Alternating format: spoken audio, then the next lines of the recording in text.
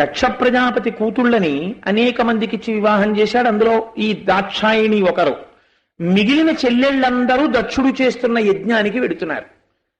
అమ్మవారు చూసింది, శంకరా వాళ్ళందరూ వెడుతున్నారయా, మనం కూడా వెడదాం అని.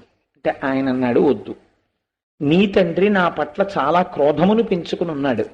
నీ పట్ల ప్రేమ ఉండొచ్చు కూతురువి కాబట్టి, కానీ ఒక్కటి గుర్తుపెట్టుకో, అల్లుడంటే కిట్టని తన మామగారికి ఏర్పడినప్పుడు ఆ కూతురు పుట్టింటికెళ్ళి సుఖాన్ని పొందలేదు.